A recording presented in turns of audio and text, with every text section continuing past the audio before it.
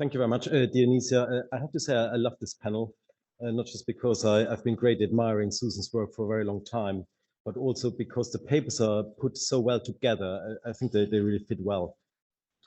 And the great thing is that I can also draw on what the speakers before me have said. So some reflections on the nature of decentralized autonomous organizations. I suppose it requires perhaps a little bit of explanation what these DAOs actually are. I'm starting with decentralized and/or autonomous. So initially, when I wrote this paper, which is a chapter for a Liber Amicorum for Mats Andernaas, I'm sure many people know him here. I only focus on blockchain-based organizations, so these DAOs. But I think it has wider significance also for AI as we move forward in this space. So what's a DAO?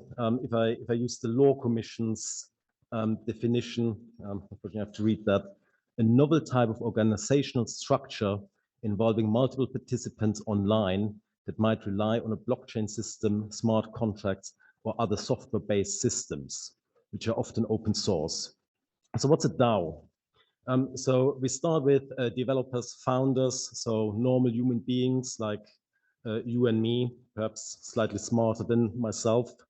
And these then develop a software program that they launch on a blockchain platform. So usually Ethereum. And this results in these, or can result in a chain of interacting smart contracts. So what I try to show here is this sort of decentralized nature with these little software programs interacting with each other.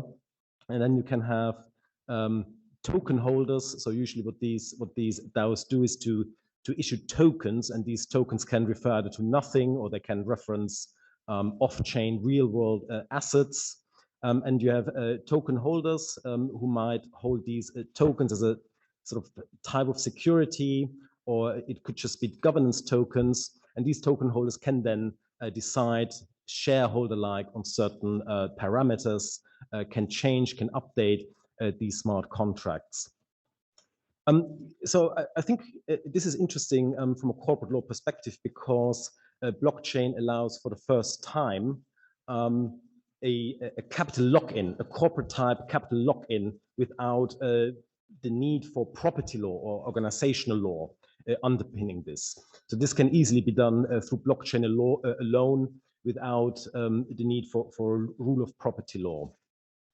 Now, why I think this has wider application in the sort of century of AI that we are moving to is because if this is being combined, or it doesn't even have to be combined with it, if AI is brought into the picture, we can have algorithmic entities.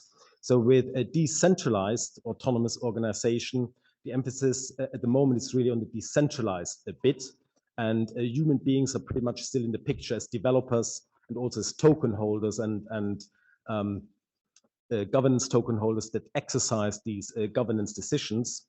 But if we bring AI more into the picture, human beings can drop out of the picture to some extent, and we can have what Lopukhi has termed algorithmic entities or self-driving corporations.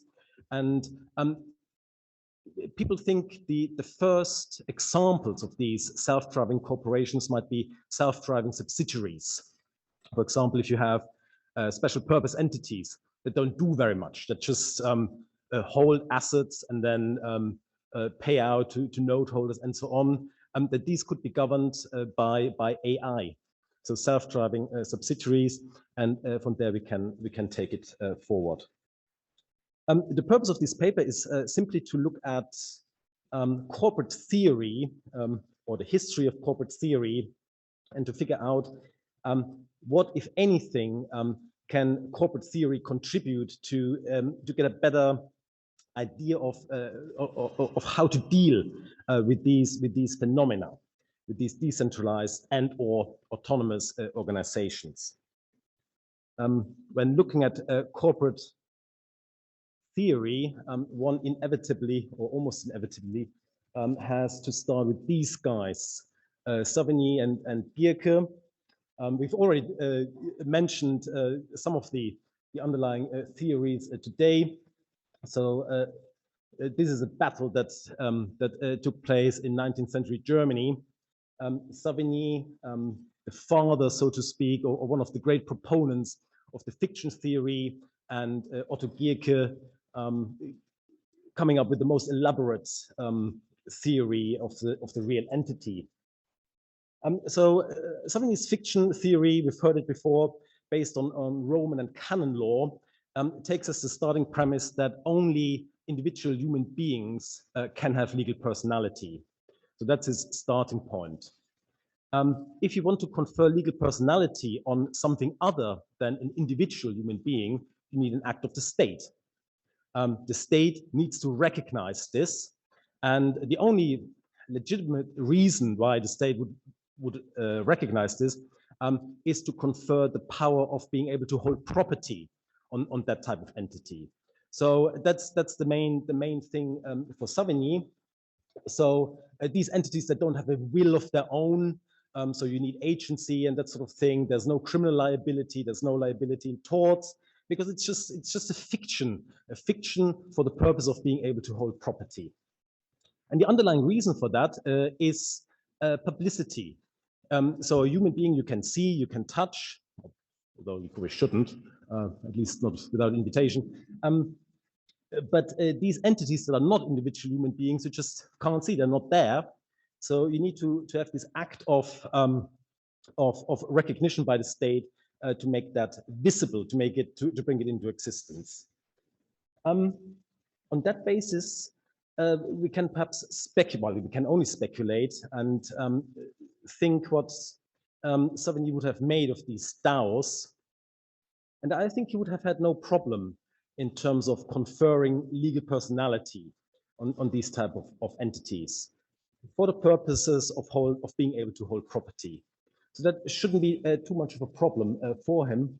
In fact, one could even perhaps say that for Savigny, with his focus on transparency and publicity, maybe that's not even necessary, because they are there. You know, you can look them up on blockchain, on Block Explorer. You see these smart contracts. So the publicity is already there.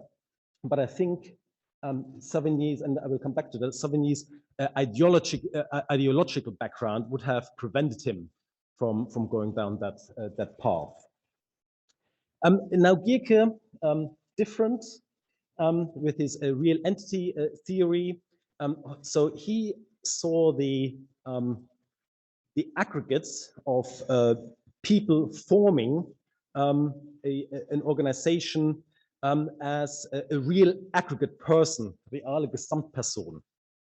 So they were real, they could form a will of their own, and they had to be recognized by law. So Savigny and Gierke are similar in the sense that only the legal system can confer legal personality on an entity. But for Gierke, the point was that under his concept of law, the legal system could not arbitrarily withhold this conferral of legal personality onto this real entity that existed in the real world. For him, the legal system could only recognize real entities as legal personalities that could form a will of their own, a human will of their own. So again, what does that tell us for DAOs? I think at the moment, at least, because the smart contracts, they are coded by humans, they can be seen as the extension of the human will of these coders. I think that would work for Gierke. The more interesting question is then AI. The more interesting question would be these self-driving subsidiaries, where the human more and more drops out of the picture. And if you combine with machine learning algorithms, when these algorithms come up with their own decisions, so to speak, that where the link to a human will becomes more tenuous. So that's I think, an interesting aspect of this theory. Now, in terms of the what can we learn from these theories? It's also interesting to look at the underlying ideological underpinnings, so to speak. So for Savigny, he was very conservative. So he saw these emerging corporations, these intermediate powers, intermediate between the individual and the state, as a danger to the power of the state and the Prussian aristocracy. So he was very afraid of these institutions developing some sort of quasi-democratic internal governance. So that's why they had to be tightly controlled. The state had to keep a close grip on these entities. Gierke, he had very liberal leanings.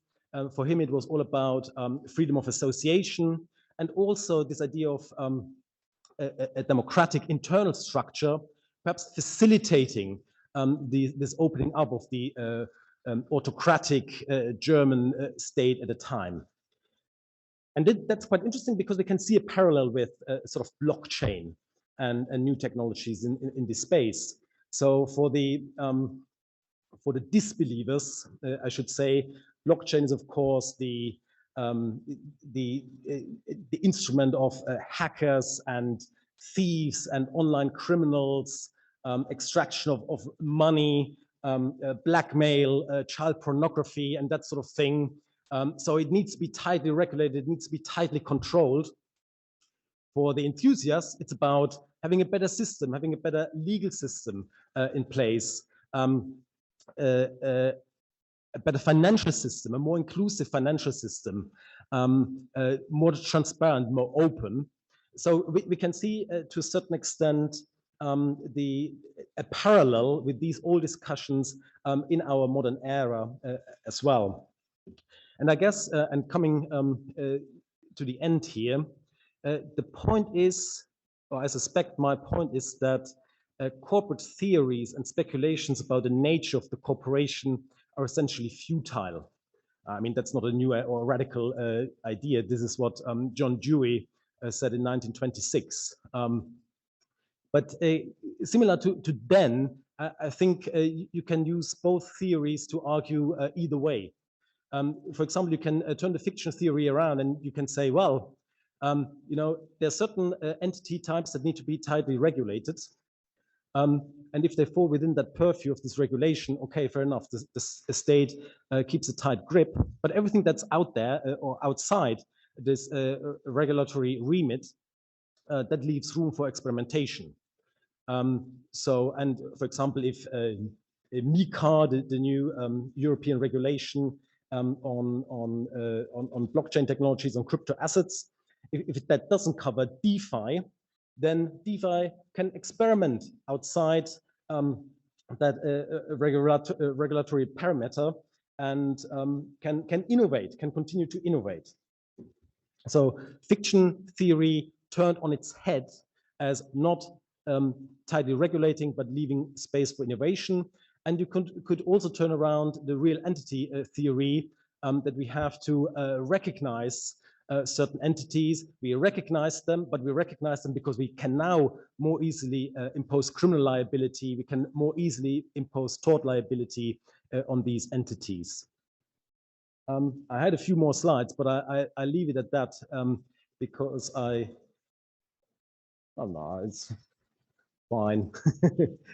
Just with the again, not very innovative thesis that